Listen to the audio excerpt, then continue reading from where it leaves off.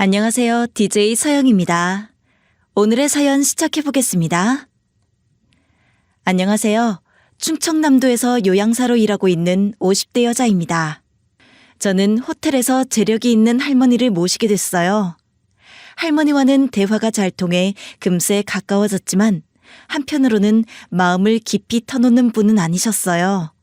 어느 때는 다정하다가도 갑자기 냉랭하게 등을 돌리시곤 했거든요.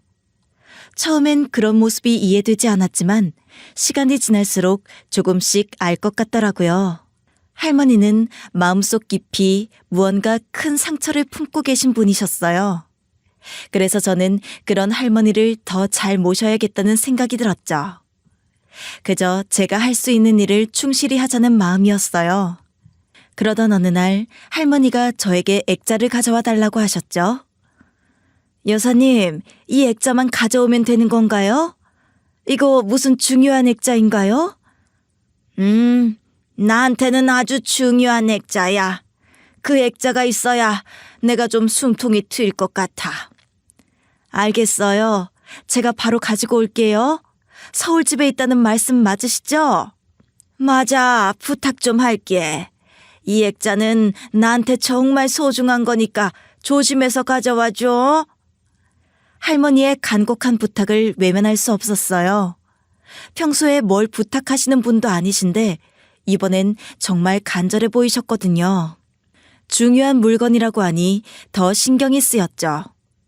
그래서 곧바로 차를 몰아 서울로 향했어요. 할머니 댁에 도착했을 때 저는 정말 깜짝 놀랐어요. 웬만한 궁궐 같더라고요. 재력이 있으신 분이라는 건 알고 있었지만 이 정도일 줄은 몰랐거든요. 커다란 대문을 지나 안으로 들어서니 웅장함에 압도당하는 느낌이었어요. 이러고 있을 시간이 없어서 할머니가 말씀하신 가장 안쪽 방으로 발걸음을 옮겼어요. 방문을 열자 정말 넓은 방이 나왔어요. 안에는 수많은 책들이 빼곡히 놓여 있었고 커다란 책상이 눈에 띄더군요. 그 책상 위에 바로 그 나무 액자가 놓여 있었어요. 그런데 그 액자 속 사진을 보고 저는 순간 숨이 멎는 줄 알았어요. 손이 덜덜 떨리더라고요. 간신히 마음을 다잡고 그 액자를 들고 서둘러 호텔로 돌아갔죠. 호텔에 도착하자마자 액자를 건네며 물었어요. 여사님, 이 사진 속 분이 누구세요? 이분이 왜 이렇게 여사님께 소중한 거예요? 내가 예전에 잃어버린 내 자식이야. 이 사진을 보며 그동안의 시간을 버텼어. 이 사진 속 사람이 여사님 자식이라고요? 정말이세요? 저는 그 말을 듣고 도저히 믿을 수 없었어요. 할머니가 그렇게 소중하게 간직하고 있는 그 사진 속 사람이 제가 너무 잘 아는 사람이었거든요. 갑자기 눈물이 쏟아지더라고요. 제가 오열하니 할머니가 깜짝 놀라 저를 달래셨죠. 자네 왜 이래? 이 사진 속 사람을 알고 있어? 알면 좀 말해줘, 응? 네, 알아요. 저 이 사람이 누군지 정말 알 것 같아요, 여사님. 심장이 쿵쾅거리며 뛰더라고요. 사진 속의 어린아이는 너무 낯익은 얼굴이었어요. 그 순간 과거의 기억들이 파노라마처럼 스쳐 지나갔죠. 저는 태어나면서부터 아버지 없이 자랐어요. 엄마는 아버지가 제가 태어나기도 전에 돌아가셨다고 하셨죠. 그런데 나중에 알게 된 사실은 충격적이었어요. 아버지는 제가 생겼다는 소식을 듣고 도망치셨다는 거였어요. 그걸 알고 나서도 슬프진 않았어요. 제 곁에는 누구보다 든든한 엄마가 있었으니까요. 그리고 또 한 사람. 엄마만큼 저를 사랑으로 감싸주던 이모가 있었죠. 세월 참 빠르다. 우리 딸이 벌써 졸업하고 어른이 되다니 신기하기도 하고 뭉클하기도 하네. 그러게 말이야. 이모 손잡고 다니던 게 엊그제 같은데 벌써 이렇게 컸으니. 아니, 두 분 왜 이러세요? 마치 오랫동안 못 본 사람들처럼. 나도 졸업한 게 실감이 안 나긴 해요. 어린 널 혼자 키우겠다고 마음먹었을 땐 막막하기만 했는데 벌써 이렇게 커서 다 졸업하고 그러니 참. 언니, 좋은 날인데 울면 안 돼. 오늘은 내가 쏠 테니까 먹고 싶은 거 다 말해. 진짜요? 그럼 저 오늘 먹고 싶은 거 다 먹어도 돼요? 진짜 많이 시킬 건데요. 예, 적당히 해. 이모 거덜내겠네. 많이 먹어봤자 좋은 거 없어요. 아니야, 오늘은 많이 먹어도 돼. 언니도 너무 그러지 말고 오늘만큼은 맘껏 먹게 해줘. 저는 이런 엄마와 이모 때문에 잘 자란 것 같아요. 비록 힘든 일이 많았지만 그래도 둘을 생각하면 힘을 낼 수 있었죠. 잘 살고 싶었어요. 제가 받은 사랑을 돌려주고 싶었거든요. 엄마랑 이모는 사이가 좋아서 항상 붙어 다니는 자매였어요. 그래서 그런지 이모는 저를 정말 딸처럼 챙겨주었죠. 돌이켜보면 이모가 있어서 덜 외로웠던 것 같아요. 이 세상에 엄마와 저 단 둘뿐이라 생각했던 시절이 있었거든요. 그 시절을 지워준 게 이모였죠. 저는 그렇게 무사히 어른이 되어 취직까지 했어요. 전 작은 회사에서 사무직으로 일했죠. 처음엔 모든 게 즐거웠어요. 내 손으로 돈을 번다는 사실이 좋았죠. 근데 몇 년을 같은 직장을 다니다 보니 이 길은 내가 원하는 길이 아니라는 것을 알게 되었어요. 그렇게 첫 직장을 나와 무슨 일을 할까 고민하던 중 돈을 모으기 위해 건설 현장 근처 한밭집에서 일을 하게 됐죠. 그러다 한 남자를 만나게 되었어요. 그 남자는 현장 일을 하는 사람이었는데 성실하고 밝은 사람이었죠. 그 모습이 너무 보기 좋았던 것 같아요. 그 사람은 좀처럼 인상을 찡그리는 일이 없었죠. 항상 웃고 있었어요. 저는 그때 그 남자가 행복한 가정에서 사랑만 받고 자랐을 것이라고 지레 짐작했죠. 근데 나중에 알고 보니 남자는 부모님 없이 힘들게 컸다고 하더군요. 그럼 부모님을 원망할 법도 한데 그런 원망도 없이 자기 일을 열심히 하는 사람이었죠. 그 모습에 저는 그 남자에게 마음을 내준 것 같아요. 우리는 그렇게 연인이 되고 서로 깊은 이야기를 나누는 사이가 됐죠. 저희는 속 깊은 이야기를 나누는 사이였어요. 사소한 것 하나하나 함께 공유하곤 했죠. 이 사람을 만난 게 정말 행운이라고 매일 느낄 정도였죠. 그러던 어느 날 남자친구와 꿈 이야기를 하게 됐어요. 선아야, 너는 꿈이 뭐야? 계속 물어보고 싶었는데 이제야 물어보네. 꿈? 그거 참 오랜만에 듣는 단어다. 그러게, 내 꿈이 뭐였을까? 나도 분명 꿈이 있었는데. 뭐든 말해봐. 궁금해서 그래. 지금도 꿈이 있을 거 아니야. 너 돈 모으려고 여기서 일하고 있다고 하지 않았어? 사실 우리 엄마가 나 고등학생 때 많이 아팠거든. 평소에도 심장이 안 좋아서 약을 복용하고 있었는데 어느 날 갑자기 쓰러진 거야. 정말? 많이 놀랐겠다. 고등학생이면 많이 어린데 진짜 무서웠을 것 같아. 그때 이모 아니었으면 난 무너졌을지도 몰라. 엄마가 그렇게 쓰러지고 1년 동안 병원에서 치료를 받았어. 덕분에 엄마는 지금 건강하시고. 정말 다행이다. 선아, 네가 이모를 왜 그렇게 좋아하는지 잘 알 것 같아. 맞아. 이모는 내 인생에서 엄마만큼 소중한 사람이야. 그 후로 나중에 커서 아프고 힘든 사람들을 도와주고 싶다고 생각했던 것 같아. 엄마가 병원에 있는 그 1년 동안 의사 선생님들과 간호사 선생님들한테 정말 많은 힘을 얻었거든요. 다들 저를 잘 챙겨주시고 엄마를 잘 돌봐주셨죠. 그때 자연스럽게 나중에 저런 사람이 되면 좋겠다고 생각했던 것 같아요. 형편이 좋지 않아 지금 당장 원하는 공부를 할 수 없지만 훗날 원하는 공부를 해 원하는 일을 하겠다는 생각을 하고 있었죠. 지금 당장은 내 꿈을 이룰 수 없지만 열심히 해보려고. 포기하지만 않으면 언젠가 꿈을 이룰 수 있지 않을까? 그 꿈 꼭 이룰 수 있을 거야. 내가 응원할게. 지금은 멀게 느껴져도 우리가 이렇게 열심히 살다 보면 어느새 꿈을 이뤘을걸? 남자친구는 이렇게 긍정적인 사람이었어요. 저한테 힘을 많이 주는 사람이었죠.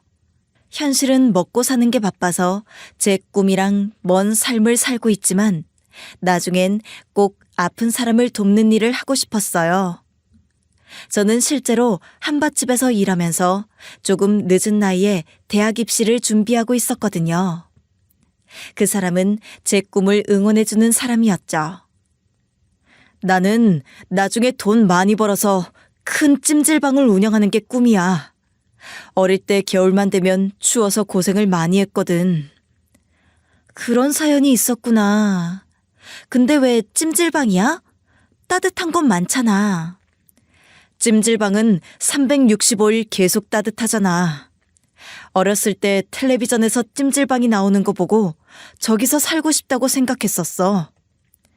좋은 꿈이다. 꼭 꿈을 이룰 수 있을 거야. 나도 옆에서 응원해 줄게. 그 말에 찡해지더라고요. 이 사람과 평생 서로 도우며 살고 싶다는 생각을 하게 됐죠. 그렇게 저희는 형편이 어려웠지만 결혼을 하게 됐어요. 찜질방을 운영하고 싶다고 말하던 사람이 바로 제 남편이 됐죠. 남편은 그때도 정말 좋은 사람이었어요. 한결같은 사람이었죠. 결혼을 하고 저희는 아들을 하나 낳았어요. 아들을 낳은 후엔 정말 정신없이 살았죠. 남편은 도배 기술을 배워 일을 하기 시작했어요. 저는 아이를 키우다 아이가 조금 컸을 때 일을 다시 시작했죠. 전 식당에서 일을 했어요. 저희 부부는 그렇게 정신없이 살았던 것 같아요. 지금 생각해보면 아이를 놀아줄 시간도 없이 일했죠. 진우야, 엄마가 열심히 일해서 우리 진우 갖고 싶은 거 다 사줄게. 알았지? 오늘도 학교 잘 다녀와. 나 갖고 싶은 거 없어. 엄마 아빠가 안 힘들었으면 좋겠어. 우리 아들이 벌써 철이 들었네. 엄마 아빠는 우리 아들 생각하면 힘이 나. 항상 못해준 게 너무 많아서 미안한데. 엄마 아빠는 지금도 잘하고 있어. 못해주는 게 어딨다고. 나도 공부 열심히 할게. 아들, 그렇게 말해주는 것만으로도 엄마는 너무 고맙다. 공부 잘하지 않아도 돼. 엄마 아빠는 네가 행복하게 사는 게 더 중요해. 엄마도 참. 다른 부모님은 공부만 해야 한다고 난리인데 우리 엄마 아빠는 참 신기해. 공부 잘하면 좋지. 근데 진우 네가 행복한 게 제일 중요해. 그거 잊지 마. 알았지? 가진 거 없었지만 집안은 화목했어요.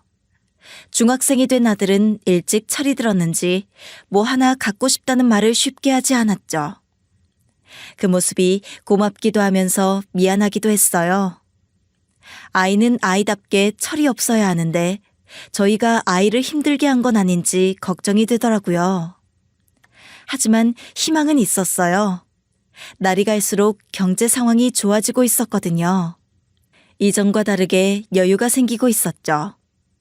외식을 할 수 있게 되고 집도 조금 넓은 집으로 이사할 수 있었어요. 그리고 무엇보다 엄마와 이모를 챙길 여유가 생겼죠. 모든 것이 순탄하게 흘러간다고 생각했어요. 이대로만 가면 바랄 게 없다고 생각했죠. 그런데 하늘은 무심하시더군요. 그날은 저의 45번째 생일날이었어요. 아들이 케이크를 산다며 잔뜩 들떠 있었죠. 남편이 미역국을 끓인다며 호언장담을 하더군요. 남편은 요리를 열심히 했지만 요리 실력이 영꽝이었거든요. 그래서 남편이 요리를 한다고 해도 저와 아들이 말릴 정도였죠. 그런 사람이 매년 제 생일마다 미역국을 해준다고 성화였거든요. 이쯤 되면 실력이 늘 법도 한데 좀처럼 늘지 않았죠. 그날은 제 생일 전날이라 남편이 아들과 장을 보겠다고 한 날이었어요. 그런데 남편은 퇴근 시간이 훌쩍 넘어도 집으로 돌아오지 않았죠. 이상하다 생각하고 있는데 전화가 왔어요. 전화를 받았는데 남편이 교통사고로 병원에 있다고 하더군요. 심장이 바닥까지 떨어졌어요. 아들과 서둘러 남편이 있는 병원으로 향했는데 남편은 의식이 없는 상태더라고요. 여보, 나랑 진우 왔어. 제발 눈 좀 떠봐. 왜 여기 누워있어? 미역국 끓여주기로 했잖아. 일어나봐, 응? 아빠, 사실 눈 떴지? 이런 장난하지 마. 엄마랑 난 어떻게 살려고. 제발 눈 좀 떠봐. 아빠. 여보, 괜찮아. 눈만 떠주면 돼. 이제 괜찮을 거야. 여보, 제발. 남편은 결국 눈을 뜨지 못했어요. 저희 모자가 병원에 도착하고 1시간이 채 지나지 않아 영원히 눈을 감았죠. 저는 이 현실을 믿을 수 없었어요. 남편의 장례식을 치르면서도 이 모든 게 꿈이라고 생각했죠. 아들은 충격을 받고 입을 닫았어요. 아들이 당시 고등학생이었는데 남편의 사고 후 그 충격으로 말을 못하더라고요. 주변에서 걱정할 정도로 말수가 없는 아이가 됐죠. 제가 할 수 있는 건 하늘을 원망하는 일밖에 없었어요. 나에게 왜 이런 일이 일어났는지 믿을 수 없었죠. 그런 생각에 빠지니 생각의 흐름은 점점 안 좋은 곳으로 흘러갔어요. 전생에 내가 무슨 큰 죄를 지었나? 나에게 벌을 주시는 걸까? 이런 일이 나에게 일어난 이유가 있을까? 정말 별의별 생각을 다 했던 것 같아요. 이렇게 한 번 무너지니 돌이킬 수 없을 것 같았죠. 하지만 저는 아들을 위해서라도 일어나야 했어요. 엄마와 이모도 여전히 제 곁에서 절 다독여 주셨어요. 더 이상 눈물만 흘릴 수 없었어요. 절 믿고 응원해주는 가족들을 위해서라도 전 일어나야 했거든요. 진우야, 우리한테 일어난 일을 믿을 수 없겠지만 우린 이제 아빠 목까지 잘 살아야 해. 엄마, 나는 아직도 믿기지 않아. 아직도 아빠가 어딘가에 살아있을 것 같아. 그래서 너무 힘들어. 엄마도 그래. 근데 진우야, 아빠는 좋은 곳으로 갔을 거야. 그리고 거기서 우릴 지켜보고 있을 거야. 그러니까 우리 아빠가 걱정하지 않게 최선을 다해 살자. 여전히 이 현실을 받아들일 수 없었지만 남편이 없는 삶을 살아가야 한다는 사실은 변하지 않았죠. 저는 더 강해질 수밖에 없었어요. 전 할 수 있는 일을 찾기 시작했죠. 그러다 남편과 한 약속을 떠올렸어요. 아픈 사람들을 도우며 살고 싶다고 했던 그 꿈이요. 남편은 과거에 그런 제 꿈을 응원한다고 했었거든요. 저는 늦었지만 그 꿈을 쫓기로 결심했어요. 그 일이 저를 앞으로 나아가게 할 것이라 확신했죠. 저는 일을 하면서 늦게 야간 대학을 다니며 복지학도 전공했었거든요. 전공을 살려서 할 수 있는 일이 뭘까 고민했죠. 그렇게 고민하다 드디어 제가 할 수 있는 일을 생각해냈어요. 진우야, 엄마는 이제부터 요양사가 되기 위한 공부를 할 거야. 엄마는 아빠랑 한 약속을 지키려고 해. 그러니까 진우도 힘들겠지만 아빠 생각해서 네 삶을 잘 살았으면 좋겠어. 엄마, 그 말 진심이야? 평생 해오던 일을 그만두고 새로운 일에 잘 적응할 수 있겠어? 그럼 엄마가 얼마나 강한 사람인데? 진우야, 엄마 잘 지켜봐줘. 지금부터 엄마는 엄마가 하고 싶은 일을 하면서 열심히 살 거야. 그렇게 저는 자격증을 공부해 요양사가 됐어요. 처음 요양사로 첫 발을 내딛게 됐을 때 얼마나 설레고 기뻤는지 몰라요. 물론 힘든 일이 없지 않았지만 그래도 일이 즐거웠죠. 사람을 만나고 일을 하면서 저는 많이 좋아졌어요. 남편을 잃은 슬픔에 빠져 허우적거리던 시간들을 조금씩 잊을 수 있었죠. 왜 이 일을 이렇게 늦게 시작했나 할 정도로 저와 잘 맞았어요. 여전히 남편을 생각하면 가슴이 아팠지만 저는 점점 그렇게 나아지고 있었죠. 몇 개월을 요양원에서 일했을 무렵 직원의 소개로 저는 어떤 할머니를 전담으로 맡게 되었어요. 할머니는 재력이 있는 건지 호텔에서 따로 지내고 계시더군요. 전 할머니를 전담하며 옆에서 보필해드렸어요. 할머니는 따뜻하고 정이 많은 사람이었죠. 할머니는 항상 유쾌하고 쾌활하셨죠. 저랑 말도 잘 통해서 제가 오히려 일을 하는 걸 기다릴 정도였어요. 자네는 내가 본 사람 중에 가장 성실한 사람이야. 어쩜 이렇게 일을 잘하는지 내가 주변에 이야기 많이 하고 다닌다니까. 여사님, 칭찬이 과하세요. 저는 그냥 제 일을 했을 뿐인데요. 하지만 그렇게 생각해 주시니 감사한데요. 그냥 하는 말이 아니야. 자넨 진짜 따뜻한 사람이야. 이 직업이랑 딱 맞는 사람이라니까. 자네 같은 사람이 이 일을 해야 나 같은 사람이 행복하지. 앞으로도 잘할 테니까 얼른 나으세요. 더 건강하게 지내셔야죠. 병원도 잘 다니시고요. 자네가 그렇게 말하면 병원 잘 다녀야지. 누구 때문에 이렇게 고생하는데. 제가 무슨 고생을 한다고 그러세요? 저는 할머니 만나서 정말 즐겁게 일하고 있어요. 말하는 것도 참 예쁘게 말한다니까. 내가 자네를 만난 건 진짜 복인 것 같아. 저는 할머니와 날이 갈수록 가까워졌어요. 할머니는 제 칭찬을 많이 해주시는 분이었죠. 할머니가 그렇게 말해주시니 이 일에 더 자부심을 느꼈던 것 같아요. 시간이 갈수록 오히려 일을 하는 걸 기다릴 정도였어요. 이런 제 모습을 가장 반기는 건 아들이었어요. 아들은 제가 변하니 점차 자리에서 일어서더군요. 방에만 있던 아들은 저와 이야기하는 시간이 늘어났어요. 제가 긍정적으로 사니 아들도 그렇게 살려고 노력하더군요. 이렇게 달라지는 아들을 보니 한편으론 미안하더군요. 제가 조금 더 강인한 모습을 일찍 보여줬더라면 아들이 마음고생을 덜 했을 텐데 싶었죠. 하지만 아들은 오히려 저에게 고맙다고 하더군요. 엄마가 요즘 즐거운 것 같아서 나도 기분이 좋아. 이제야 나도 마음이 편안해진 것 같아. 아들, 엄마가 널 더 챙겨주지 못해서 미안해. 엄마도 정신이 없었던 것 같아. 이제야 널 챙길 수 있을 것 같네. 엄마는 그냥 내 옆에 있어주는 것만으로도 큰 힘을 주는 사람이야. 그럼 걱정하지 마.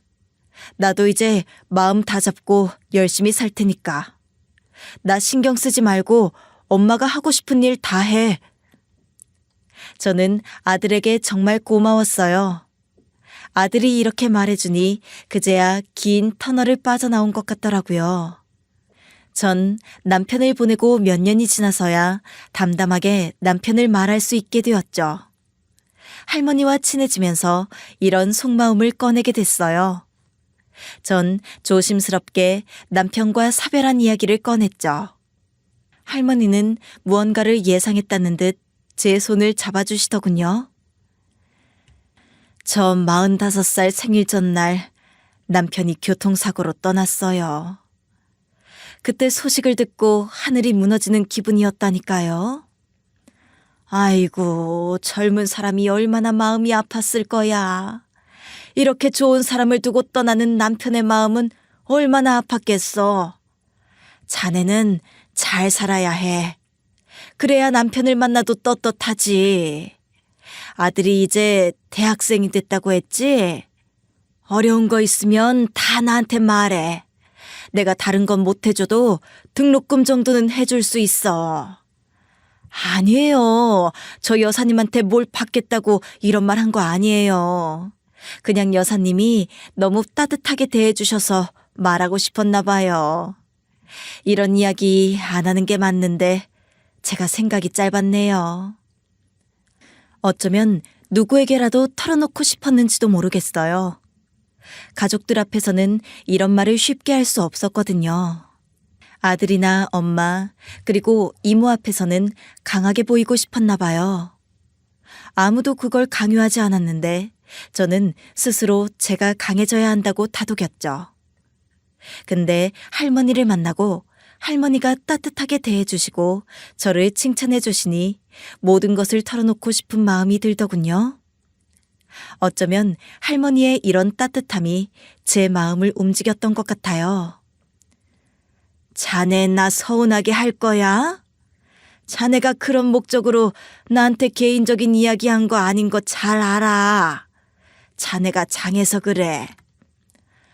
그렇게 생각해 주셔서 감사해요.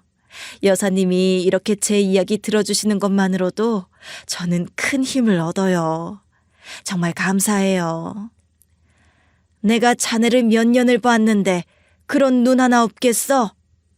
난 자네가 선하고 착한 사람이라는 걸 알아.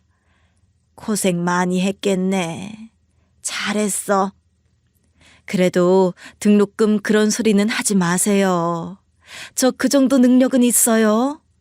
아들 대학 마칠 때까지 다 제가 등록금 해줄 거니까 너무 걱정하지 마세요. 이 늙은이가 돈을 벌어서 어디에 쓰겠어. 꿈 많은 학생들 지원해주고 그러는 거지. 저는 할머니의 말에 감동할 수밖에 없었어요. 하지만 제안을 거절하는 게 맞다고 생각했죠. 할머니는 끝까지 어려운 일이 있을 때 언제든지 말하라고 강조하셨어요. 고작 몇 년 본 사이인데 할머니는 어쩜 그렇게 따뜻하게 절 대해주시는지 신기할 정도였죠. 할머니는 남편과 사별한 제가 안쓰러웠는지 저에게 더 잘해주셨어요. 저 역시 할머니를 더 잘 챙겨드렸죠. 우리 아들 사진도 자주 보여드렸어요. 할머니는 아들 사진을 볼 때마다 인물이 훤하다며 쾌활하게 웃으셨죠. 그러던 어느 날 저는 조심스럽게 할머니에게 물었어요. 여사님은 만나시고 싶은 분 없으세요? 저한테 말씀해 주시면 제가 지인분들에게 전해드릴 수 있을 것 같은데. 여기 오기 전에 지인들은 다 만나고 왔어. 연락도 가끔 하고 있고. 그럼 가족분들과는 연락 안 하세요? 여사님을 몇 년 뵀는데 가족분들은 본 적 없는 것 같아서요. 다 외국에 나가 있어. 오늘은 병원에 가서 약을 좀 받아와야 할 것 같은데 내가 말을 했었나? 네, 말씀하셨어요. 이따 식사하시고 3시까지 병원으로 가시면 돼요. 할머니와 함께 지내면서 가족들이 한 번도 찾아오지 않더라고요. 주제넘다고 할지 모르지만 걱정스러운 마음에 할머니에게 물었더니 할머니는 답을 하고 싶지 않은 듯 다른 말을 하시더라고요. 그 후로 저는 가족에 대해 묻지 않았던 것 같아요. 할머니와 몇 년의 시간을 보내면서 할머니의 표정만 봐도 어떤 기분인지 어느 정도 짐작할 수 있었거든요. 가족에 대한 답을 하시는 걸 불편해하시는 것 같아 최대한 가족 이야기가 안 나오게 조심했던 것 같아요. 그러던 어느 날 할머니가 저를 부르시더군요. 방에 가족 사진을 하나 가져다 놔야겠어. 근데 내가 몸이 이러니 서울까지 가기 힘들 것 같아. 자네가 나 대신 액자 좀 가져다 줄 수 있겠어? 액자요? 어떻게 생겼는데요? 제가 시간 내서 꼭 가져다 드릴게요. 최대한 빠른 시일 내에 가져다 줬으면 좋겠는데 당장 시간 내기 어려워? 당장이요? 지금 필요하다고 하시면 다녀와야죠. 여사님, 여기에 주소랑 액자 어디에 있는지 적어주세요. 저는 할머니가 가족 사진이 있는 액자를 가져다 달라고 할지 몰랐어요. 할머니는 가족 이야기만 나오면 이야기를 피하려고 하셨거든요. 제가 다 짐작할 수는 없었지만 말 못할 사연이 있겠구나 짐작만 할 뿐이었죠. 할머니는 진지한 얼굴로 제가 드린 종이에 집 주소와 액자가 있는 약도를 간단하게 그려주셨어요. 여사님, 이 액자 말고 다른 건 필요 없으세요? 저번에 말씀하셨던 옷 좀 가지고 올까요? 아니야, 괜찮아. 가서 이 액자 하나만 가지고 오면 돼. 여기 내가 그려준 약도 보이지? 가장 큰 방 책상에 있으니까 그거 가져다 줘. 여사님, 이 액자만 가져오면 되는 거죠? 중요한 액자예요? 나한테는 아주 중요한 액자야. 그 액자가 있어야 내가 좀 숨통이 트일 것 같아. 알았어요. 제가 액자 가지고 올게요. 그러니까 그 액자가 서울 할머니 댁에 있다는 말씀이죠? 부탁 좀 할게. 그 액자 나한테 소중한 액자니까 조심히 좀 들고 와줘. 저는 할머니의 간곡한 부탁을 외면할 수 없었어요. 할머니는 평소에 부탁을 많이 하시는 분도 아니거든요. 중요한 액자라고 강조를 하시는 걸 보니 그 액자는 할머니에게 꼭 필요한 물건임이 분명해 보였죠. 전 차를 몰아 서울로 향했어요. 할머니의 집은 정말 궁궐 같더군요. 재력이 있는 분인 건 알았지만 이 정도일 줄은 몰랐어요. 드넓은 집에 서 있는데 압도당하는 기분을 느꼈던 것 같아요. 이렇게 시간을 쓸 수 없어서 할머니가 말한 곳으로 걸음을 옮겼어요. 가장 안쪽 방을 여니 큰 방이 나오더군요. 방엔 수많은 책이 있었어요. 그리고 넓은 책상이 있었죠. 그 책상 위에 할머니가 말한 나무 액자가 있었죠. 저는 그 액자 속 인물을 보고 경악할 수밖에 없었어요. 떨리는 손을 간신히 붙잡아야 했죠. 저는 액자를 들고 서둘러 할머니가 계신 호텔로 향했죠. 호텔에 도착하자마자 액자를 할머니에게 내밀며 물었어요. 할머니, 이분 누구예요? 이 사람이 누군데 할머니가 이렇게 소중하게 액자로 가지고 계신 거예요? 내가 예전에 잃어버린 내 자식이야. 나는 이 사진을 보면서 힘든 시간을 버텨왔어. 액자 속에 있는 이 사람이 할머니 자식이라고요? 그게 정말이에요? 저는 경악할 수밖에 없었어요. 할머니가 소중하게 간직하고 있는 사진 속 사람은 제가 너무 잘 아는 사람이었거든요. 갑자기 눈물이 막 쏟아지더라고요. 할머니는 놀란 듯 저를 달래시더군요. 자네 왜 그래? 이 사진 속 사람을 알고 있어? 알고 있으면 좀 말해주게, 응? 네, 알고 있어요. 저 이 사람이 누군지 알 것 같아요, 여사님. 자네가 내 자식을 알고 있다고? 어떻게 이런 일이 있을 수 있지? 자네가 어떻게 내 아들을... 할머니는 제 말에 놀란 듯 말을 더듬으시더군요. 할머니가 소중하게 간직하고 있던 사진 속에 제가 너무 잘 아는 사람이 있었어요. 갑자기 눈물이 막 쏟아졌죠. 제가 몸을 떨며 오열하자 할머니는 저를 조심스럽게 달래주셨어요. 저는 떨리는 손으로 지갑에 있던 남편 사진을 꺼냈어요. 그리고 아들 사진을 그 옆에 꺼냈죠. 할머니는 믿기지 않는다는 얼굴로 제가 꺼내놓은 사진을 바라보시더라고요. 여사님 아들분이랑 저희 남편 어렸을 때랑 너무 똑같이 생겨서요. 어떻게 이런 일이 있죠? 뭐라고? 그럼 혹시 자네 남편 귀에 상처가 있었어? 우리 아들 귀에 상처가 하나 있어. 네, 제 남편도 귀에 상처가 있었어요. 살갗이 벗겨진 것처럼 귀 뒤에 큰 상처가 있길래 어떻게 생긴 상처냐고 물어봤었거든요. 근데 동상에 걸려서 생긴 상처라고 하더라고요. 동상에 걸려서 생긴 상처라고? 우리 아들도 귀 뒤에 동상 때문에 생긴 상처가 있어. 내가 걔 어렸을 때 따뜻한 곳에서 재웠어야 했는데 형편이 안 돼서 항상 추운 곳에서 재웠어. 내가.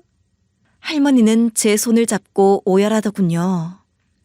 할머니의 말을 듣고 할머니의 아들이 남편이라는 사실을 확신했죠. 그 어린애가 자기가 크면 날 찜질방에서 살게 해주겠다고 얼마나 큰 소리를 쳤는데. 여사님 아들분이 그런 소리를 하셨어요? 아휴, 여사님이 그리워하시는 아들분, 제 남편이 맞는 것 같아요. 남편 생전 꿈이 찜질방 운영하는 거였거든요. 365일 따뜻한 곳에서 지내고 싶다고. 그런 소리를 했어?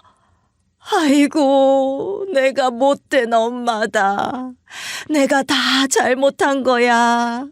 내가 우리 아들을 그렇게 찾았는데 어떻게 여기서 만나. 어릴 때 찜질방을 텔레비전에서 보고 줄곧 그런 생각을 했다고 하더라고요. 전 할머니의 아들이 남편임을 확신할 수 있었어요. 남편에게 처음 꿈 이야기를 들었을 때 이런 이유로 꿈을 꾸는 사람은 흔치 않다고 생각했거든요.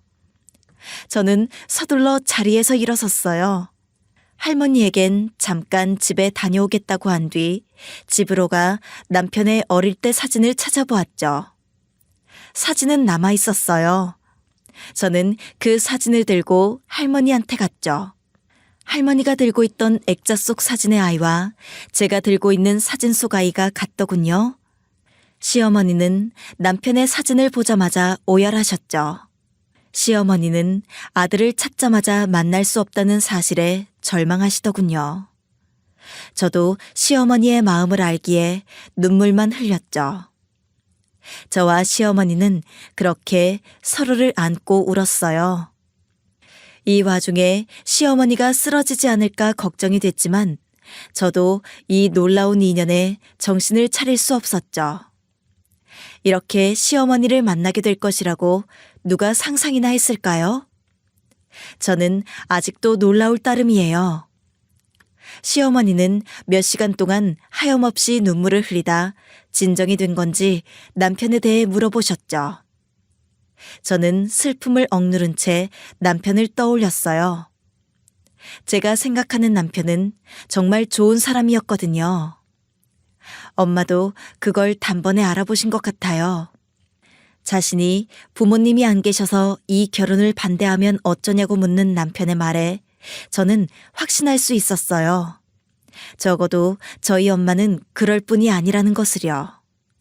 엄마는 오히려 남편의 손을 꼭 잡아주셨죠. 남편은 친정엄마에게 정말 잘했어요. 종종 엄마가 있다면 이런 기분일 것 같다며 쓰게 웃곤 했죠. 남편은 보육원에서 자랐지만 좋은 형 누나들을 만났다고 했어요. 그리고 남편은 어머님 원망 안 했어요. 남편이 항상 말했던 게 엄마는 자기를 많이 사랑해줬다고 하더라고요. 분명 사정이 있어서 자기를 떼어놓을 수밖에 없었을 거라고 했어요. 아들은 어릴 때도 그랬어. 어린 게 뭘 안다고 나한테 항상 자기가 엄마 행복하게 해준다고 했다니까. 못난 엄마 만나서 고생만 해놓고 끝까지 엄마를 원망도 안 하고. 남편은 정말 좋은 사람이었어요. 지금도 남편을 그리워하는 지인들이 너무 많아요. 좋은 사람을 왜 이렇게 일찍 데려갔는지 지금도 마음이 아파요. 전 시어머니를 안고 눈물을 흘릴 수밖에 없었죠. 시어머니는 손주가 보고 싶다고 하더군요. 저는 아들에게 상황을 설명하고 할머니를 만나게 해줬죠. 아들은 조금 당황한 눈치더군요. 어떻게 보면 당연한 일이겠죠. 평생 친할머니를 보지 못하고 살았는데 이렇게 갑작스럽게 다시 만나게 될 줄은 몰랐던 거죠. 시어머니는 아들을 보자마자 또 눈물을 흘리시더라고요. 아들은 처음에는 쭈뼛거리더니 시어머니를 꼭 안아주었죠. 시어머니는 그 후로 몇 날 며칠을 그렇게 울기만 하셨어요. 저는 시어머니의 마음을 조금이나마 이해할 수 있었죠. 평생 그리워한 아들을 찾았는데 아들은 다시 만나지 못하는 곳에 있으니 얼마나 복잡한 심정이셨겠어요? 식사도 제대로 하지 못하고 앓는 모습을 보니 제 마음이 다 아프더라고요. 저는 아무것도 할 수 있는 게 없어 그저 시어머니 옆에 있을 수밖에 없었죠. 그렇게 며칠 후 시어머니는 진정이 된 건지 저의 손을 잡으며 말씀하시더군요. 아가, 다시 한번 진우를 보고 싶다. 내가 너희에게 긴히 할 말이 있어. 알겠어요, 어머님. 최대한 빨리 진우한테 말해둘게요. 어머님, 식사 좀 하세요. 요 며칠간 제대로 못 드셨잖아요.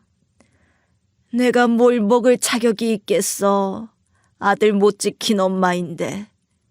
내가 무슨 염치로 밥을 넘길 수 있겠어.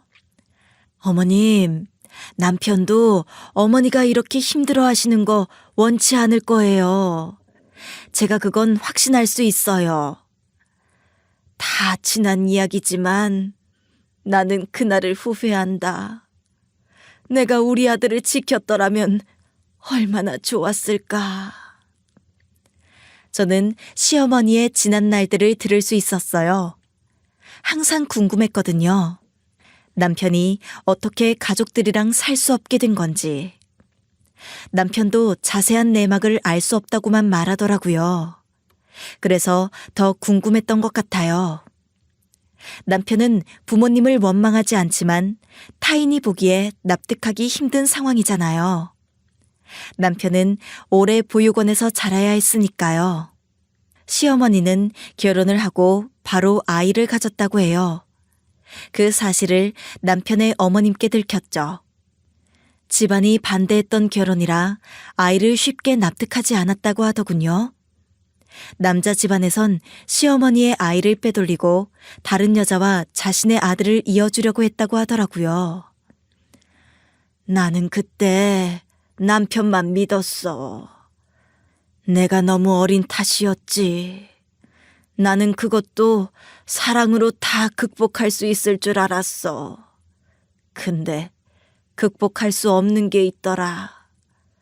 평생 좋은 옷 입고 좋은 집에 살았던 사람이 어떻게 단칸방 같은 데서 살겠어.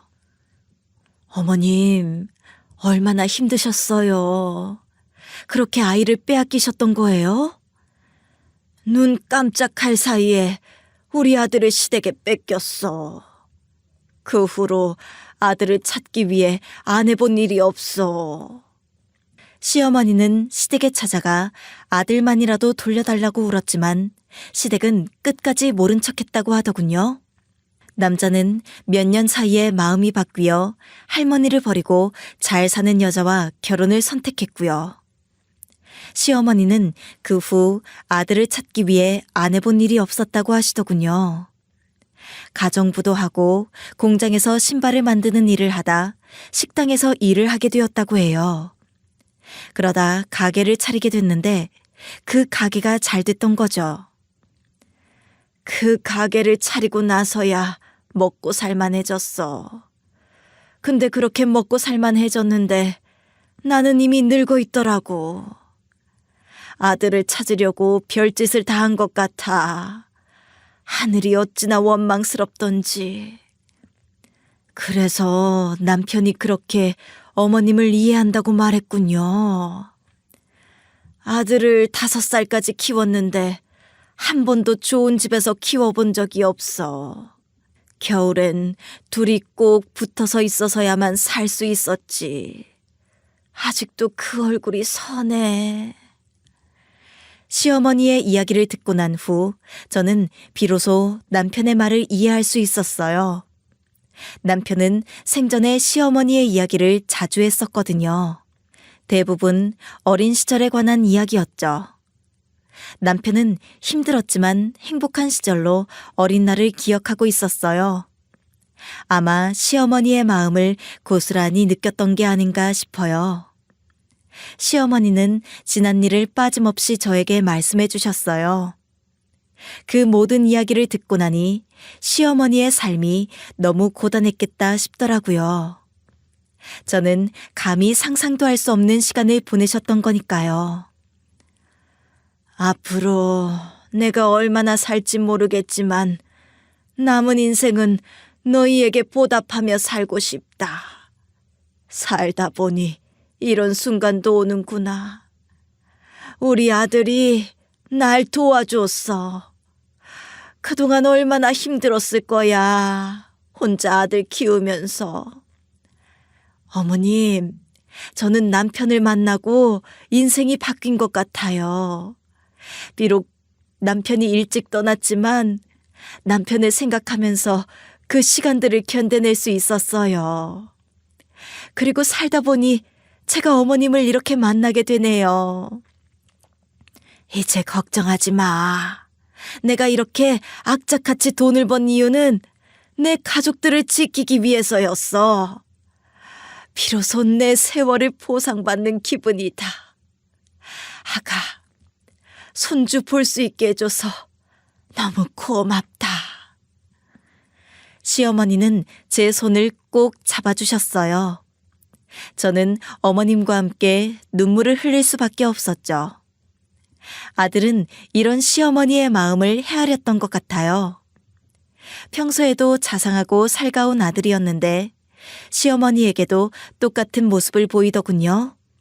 시어머니는 시도 때도 없이 눈물을 흘리셨어요. 어떤 마음으로 눈물을 흘리시는 건지 잘 알 것 같아 저도 눈물을 훔치기 일쑤였죠. 아들은 그럴 때마다 안쓰러운 눈으로 저와 시어머니를 바라보더군요.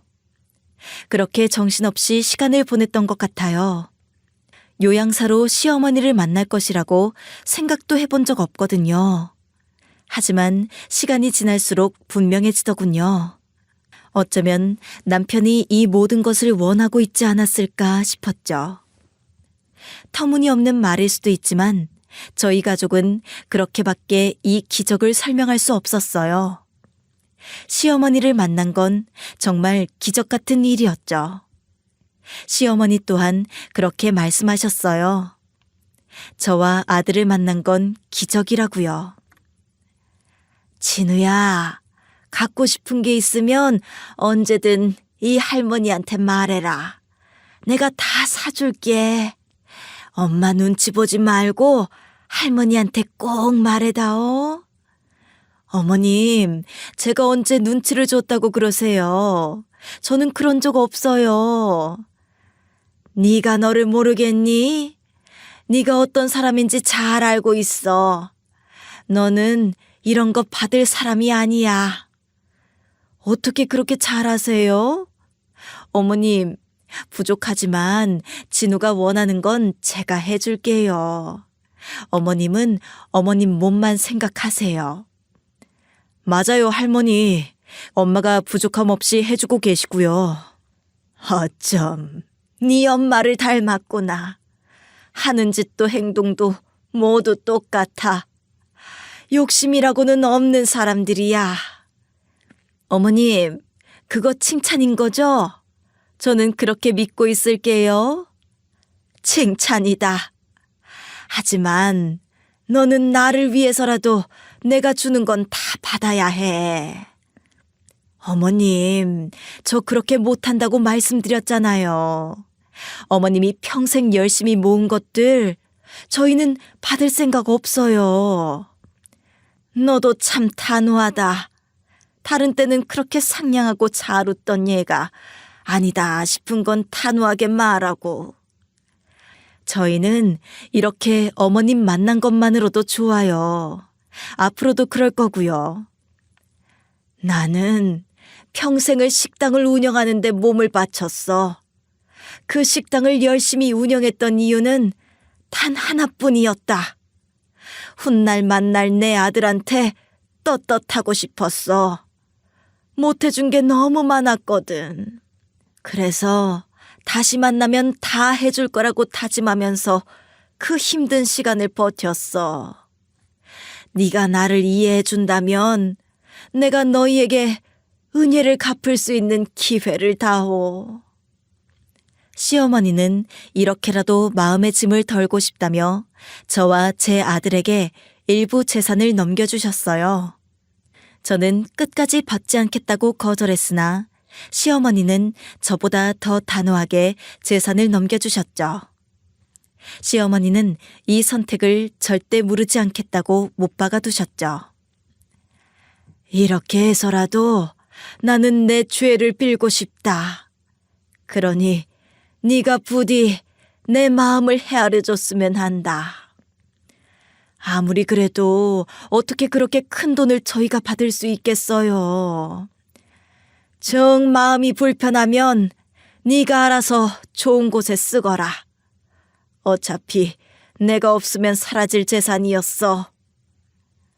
저는 결국 시어머니의 뜻을 인정하고 재산을 받게 되었어요.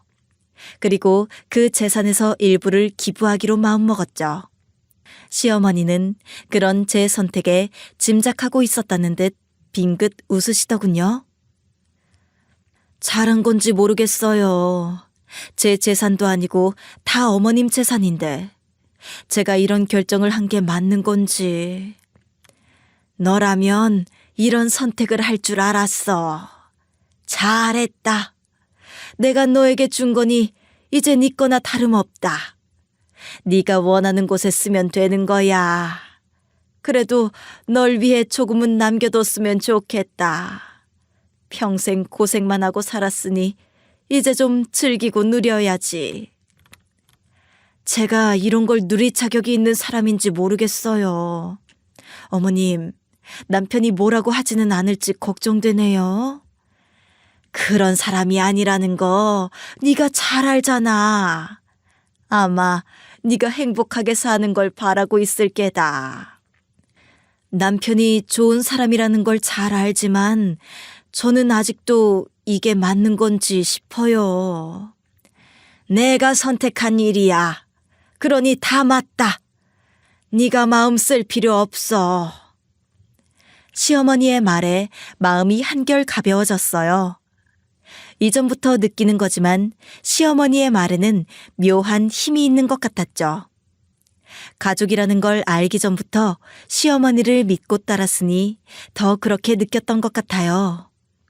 그리고 시어머니를 모시고 남편이 잠들어 있는 납골당으로 향했어요. 온 가족이 마음이 아프겠지만 미룰 수 없었거든요. 아들은 시어머니의 팔을 꼭 붙잡고 부축했어요. 시어머니는 무릎이 조금 안 좋은 상태였거든요. 그래서 쉽게 돌아다닐 수 없었죠. 시어머니는 그곳으로 가는 내내 창밖만 바라보시더라고요. 저와 아들 또한 입을 꾹 다물 수밖에 없었죠.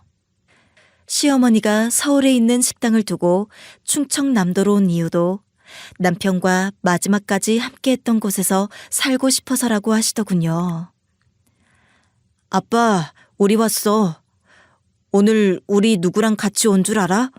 할머니랑 왔어. 아빠, 할머니 많이 보고 싶었지? 어머님, 이쪽으로 오세요. 남편이 많이 기다리고 있을 거예요. 아들, 엄마가 너무 늦었지? 이제 와서 미안해. 잘 지내고 있었어? 나는 이제 더 바랄 것이 없다. 살다 보니 며느리도 만나고 손주도 만났어. 고맙다. 고마워. 시어머니는 남편의 납골당 앞에서 하염없이 눈물을 흘리셨어요. 저는 시어머니의 손을 꼭 잡아드렸죠. 시어머니는 좀처럼 눈물을 멈추지 못하셨어요. 사진 속에서 남편이 방긋 웃고 있더라고요. 이제와 이렇게 보니 남편은 시어머니를 많이 닮았더군요. 나란히 서 있으면 모자지간인 걸 한눈에 알아볼 정도로요. 저는 그때 다짐했던 것 같아요. 오래 떨어져 지낸 시간만큼 앞으로 시어머니의 얼굴을 자주 뵙고 살자고요. 납골당에서 다녀온 이후 저의 삶은 조금 달라졌어요. 시어머니는 제가 일을 그만두길 바라셨죠. 저는 이 일을 그만두고 싶지 않다고 말했지만 시어머니는 완고하게 말씀하셨어요. 결국 저는 일을 조금 쉬는 걸로 시어머니와 합의봤죠. 시어머니는 저 몰래 다른 요양사를 구하셨더군요. 저는 덕분에 요즘 느긋한 일상을 보내고 있어요. 고향으로 가 엄마와 이모를 만나기도 하고 셋이 여행도 다니고요. 몇 달 전엔 엄마와 이모를 모시고 제주도를 다녀왔어요.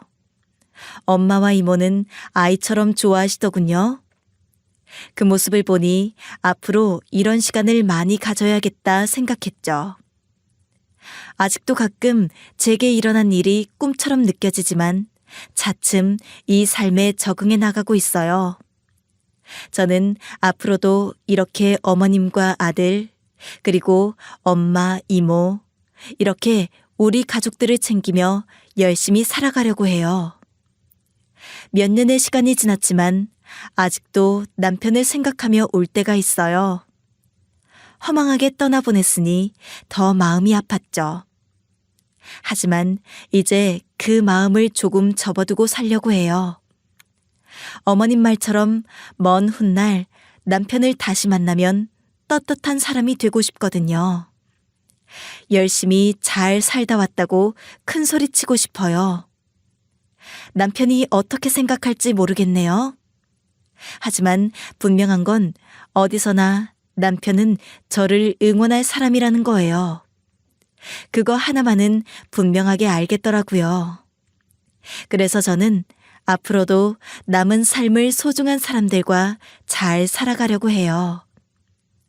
이 사연을 보고 계시는 여러분들에게 제 이런 마음이 전해지길 바라며 제 사연을 마치려고 해요. 지금까지 제 사연을 들어주셔서 감사합니다.